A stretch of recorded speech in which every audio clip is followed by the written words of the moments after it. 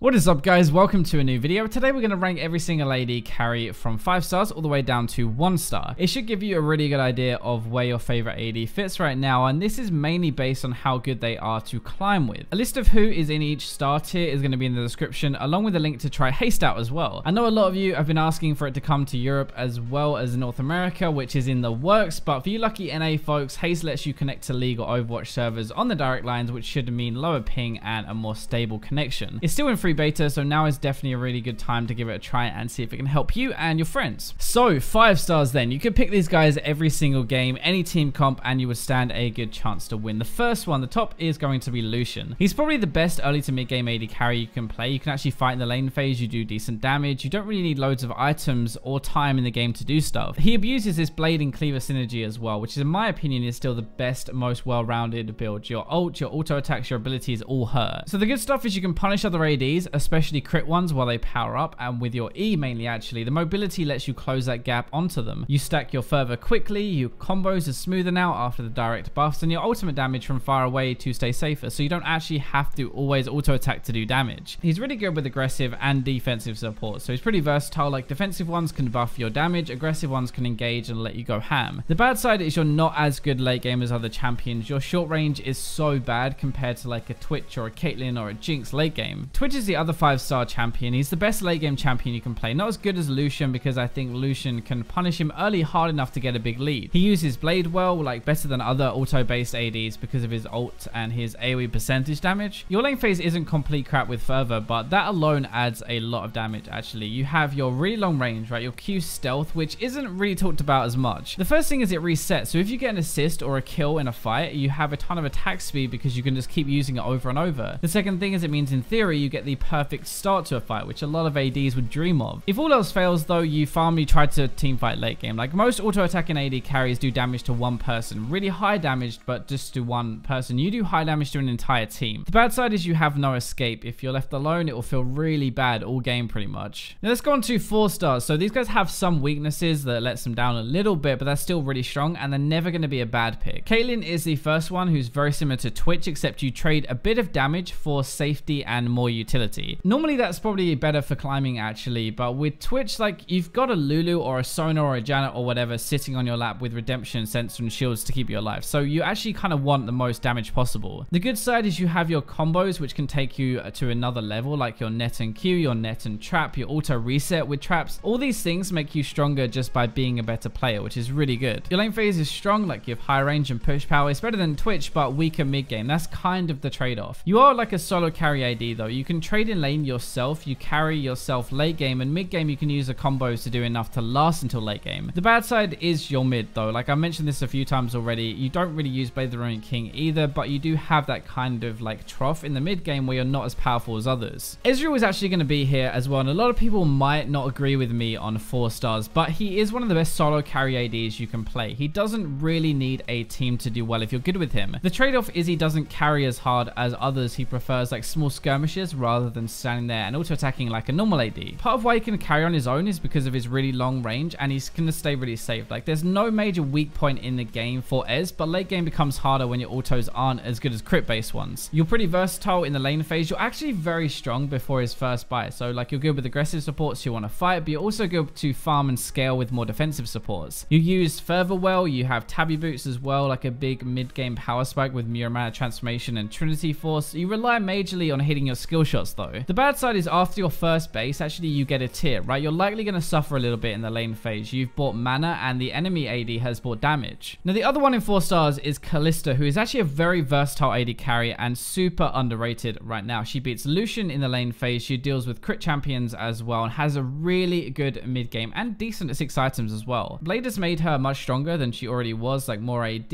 more life steal, a better active early, and fervor as well. Fervor is one of the best things, right? You stack your rend, you stack fervor, fervor buffs your rend damage. It's pretty ridiculous how strong it is and the synergy between the two. You're also super safe and you have really effective trades. Like, you auto someone, then you auto a minion, you kill that minion with your E, but you also rend the enemy champion, and for no mana and no cooldown. The synergy with defensive supports or aggressive supports is really good. Like, you can save them or throw them in, so you can fight with aggressive ones or just get your sensor buff, redemption, locket and stuff from the defensive ones that are nuts. The bad side is you need some time to stack your damage really in a fight. You're not great against burst or or if you get behind, like if you get camped or something. Now let's go on to 3 stars. This is the average tier. Good at what they do, but they have some more obvious weaknesses that you can kind of exploit. The first one, Misfortune. Lethality is actually not that bad at all. People assumed it's awful, but Misfortune uses it really well. So you play her for her early game and her late game. Early you can bully, still with love tap, and you do a ton of damage with an aggressive support. Honestly, especially if they have some kind of crowd control. Late game you have this massive ultimate packed with a ton of arm pen, and it can hit an entire team. It is a massive impact. The bad side is lethality now is decent early, but it's kind of average mid game actually. It's not enough to reduce armor that low anymore, so instead you have to wait for some percentage armor pen as well as lethality, and then it does a bit more again. You kind of also need some setup for a really good ult as well. That is where most of your damage is going to be now. Vayne is the next one. The new blade on her is really good. It makes her survive early, and she's one of the best late game AD carries again. The new Warlords is so sick on her. It's really good. Crit builds are better. Invisibility helps a lot as well. Now control words don't work. It's going to sound weird, but the lack of crowd control in the game at the moment, like most picks are damage right now, that's actually the biggest problem Vayne has normally, and that's not an issue now. You're always going to stand a chance to carry the game no matter what happens. Actually, Warlords helps a lot with that late game, and you're really good 1v1 if you ever find the enemy AD alone. The bad side is you need some time in the game and fights to actually do something. Like her lane phase is still really crap compared to a lot of others right now, so she does tend to get behind. Jhin with Warlords is really good on him. Healing a percentage of your AD is nuts when his passive gives him a ton of bonus. The crit build means good mid to late game as well, high range and burst as well into one little package. Your lane phase is still really good because you're rushing a ghost spade, so it means you can fight, you can get ahead, you have a bit more safety as well. It's hard to gank someone when they can ghost spade active out of it. If we go into Infinity Edge and Rapid Fire Cannon after the ghost spade though, it actually means a really good mid game for Jhin now, but you do kind of slow down a little bit after that until 6 items. Your ultimate is going to be better and worse, so no Deathfire Touch is going to kind of suck on the damage end of it, and also the fact that it just does less damage because you have less lethality. The other side though is it does damage based on their missing health, and we have less big tanks to block it now, so in theory hitting anybody should be more rewarding. The bad side is you are immobile, right? You're not as good late game as crit champions, and you just don't have the same damage as you used to now. You're actually missing a lot from Deathfire Touch, even though you might not realize it. Draven is actually going to be 3 stars as well. He's really good solo carry AD who can legit take over a game like 1v5. Your late game is decent, but it's all about that lane phase and the snowball you can do. It's a different kind of playstyle. Fervor is going to give you a lot of damage on top of normal, as if it wasn't already enough, but it means you can go Bloodthirster first. That is loads of lifesteal and burst damage together, more health with the shield as well, and it's really hard to die and lose a trade actually. This means that your passive is even more effective. You don't lose the stacks and you're more likely to cash in on them as well. Once you get ahead, you have loads of bonus gold, so more items, which makes you more deadly, so you stack some more and then you get even more when you get another kill. The bad side is team fights are actually pretty hard to catch all of your axes anyway, and you have low mobility. You're against loads of damage now, which means if you miss position, you're probably going to die. Kog'Maw's synergy with supports is why he's 3 stars for me. It's weird because in my opinion, Kog is not that good on his own, but with the right support, he is. He's going to abuse a strong set of items right now as well. Blade helps his early game, Runins, Rage Blade, Ardent Sensor. If you get ahead, you're likely going to take over, and you get behind, you just farm and you wait for like 2 or 3 items. You're going to kill everybody anyway. Your blade damage plus your W damage on 3 targets now, your sensor damage as well, like the attack speed and the health steal, your redemption, your locket and stuff. There's a lot packed in naturally just to add on top of Kog'Maw. As weird as it sounds, I think this 3 star is conditional on a Lulu or a Sona support, something like that at least. Maybe something similar with an Ardent Sensor redemption locket. The bad side is he's very easy to gank and screw in the lane phase. He's immobile, but he just has to right click late game. He's going to kill everything. Ashe's new Korean build we talked about a little bit before gives you a lot more damage, so you can actually carry. That's why she's here. She's really good early to mid game now, and 2 to 3 items you are an absolute beast. You're going to have the utility aspect still, so the slow, the kiting, the ultimate to engage, and your ultimate is worth more at the moment as well, remember. In a tank meta, it's not actually that great because you're going to hit a tank, but in this meta with damage everywhere, any arrow is going to be a good target to hit. Your build has insane synergy, which means gold value wise it's actually worth a lot more than you spent onto it. You have more passive damage, Q, blade, like 30% armor shred on 3 targets is ridiculous. The bad side is you can get ganked and boned in lane pretty heavily if they decide to focus you down. There's not really much you can do about it. So 2 stars are still good, you can play them, but there are just more consistent options basically. That's kind of how you want to think of it. Jinx is basically a worse version of Caitlyn. I think you have less safety, damage isn't that much higher either, like you're kind of team reliant. You're still a very good crit champion though, especially with AoE rockets, and your team fight is nuts. I suppose you have some self-pill and control. You can like net cheeky kills with your ultimate, which helps snowball your build, but you just have an insane late game. That's the main thing. Your AoE crits crits and attack speed from her passive, plus like sensor and redemption buffs as well. And it's kind of good and bad that you use Fervor. It's good because you have the damage, but you have less lifesteal, and she needs that extra damage though, so you can't really get away with running Warlords in my opinion. The biggest downside is your low mobility, and you're really not that good early. You don't have much ability damage compared to other champions, which is kind of where the lane phase is. Next one, Tristana. Really good late game again, but I think you have to work harder to win a game than other champions to do a similar job. Fervor helps a little bit, so does the new Blade of the Ruined King. It gives more lifesteal and a bit more early pressure. You are really amazing at taking towers and pushing to control the lane phase. Like, you're super strong with the Lulu as well, like this sensor buff. You're very safe. You have high range late game and a jump and a knockback and stuff more than others, so you are safer than like a Jinx or a Caitlyn, but you won't really have as much impact damage wise. Again, you don't have much ability damage in mid game. You have some early, I guess. It means it takes you a while to do damage in the game, and you're really team reliant in my opinion. You need time in a game to carry it unless you get a herder early. So 1 star then. There's no real reason in my opinion to pick these over other people. You can do, they're still viable, but they're going to make your life a bit harder. Varus is the first one. The Blade, runes and stuff is a good build on him. If you play him, I think that's the best way to go right now. It's actually not damage mid game with his passive if he gets a kill and assist, but he's kind of reliant on that. Your percentage damage on your W and Bork crits and stuff add up to a lot of damage as well. Your ultimate can set up a lot of ganks, will be massive in a team fight if you use it properly. The thing is, he's a mobile, and late game he is not as good as others unless he gets that first assist and his passive attack speed really kicks into gear. That will take you to another level, but you kind of need it. Civ has also kind of been forgotten about, sadly. Like, Essence Reaver is not that good anymore as an item in general, sadly, like compared to everything else you can buy. You don't really have any other choice though. You need cooldown reduction, you need mana, you can't use Blade of the Ruined King either. You are really good late game though, like really good with their bounces, plus the wave clear early can do a lot to just shove in a lane, kind of like nullify any aggression. Early to mid game though, you just don't have that much damage. Your ultimate is not as good right now. We don't have like big engaged tanks kind of using it at all. So I hope you guys enjoyed this rundown. Thank you for watching the video. Remember to check out Haste, but for now, let's go to the robots.